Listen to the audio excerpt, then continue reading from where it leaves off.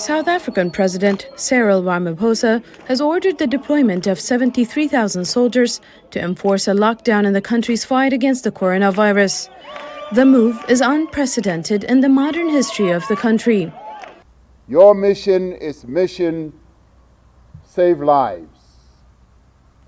You are required to go out and save the lives of the 57 million South Africans who live within the borders of our country. Across Africa, security forces are being called upon to seal borders, enforce quarantines, and maintain order. The measures are viewed with mixed emotions on a continent where, throughout history, military and police forces have been used to control the civilian population instead of protect them. There have already been instances of violence. On April 12, soldiers from the South African National Defence Force were accused of beating a man to death in Alexandra, north of Johannesburg. He was the 9th person killed in April by South African security forces, according to local reports. John Sicko, a director at a security consultant firm based in Dubai, said most militaries on the African continent are not trained in maintaining public order.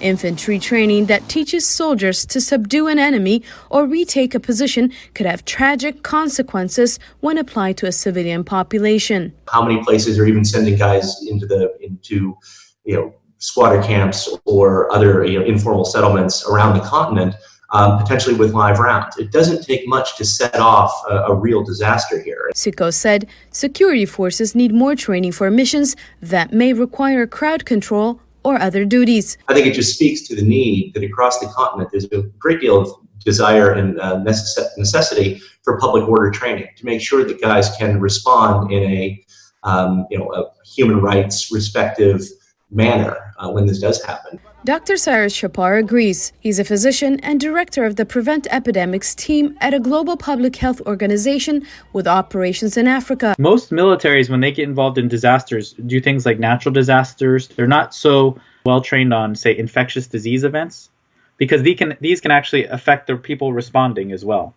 So it's important that that training is in place if the military is going to get involved to protect the military too, that they understand the risks of them getting involved in an infectious disease event, and that's all based in science. Sicko said that foreign training often focuses on the military, but assistance is also needed to help the gendarmes and police forces, most often called upon to interact with civilians. I think the next few weeks are going to be quite critical, and again, unfortunately, I do think it's a bit too late for Western or donor responses to have much impact here. But again, it has to be strategic. Longer term, this is something that I think Washington, the administration and others need to really be considering moving forward. Salem Solomon, VOA News, Washington.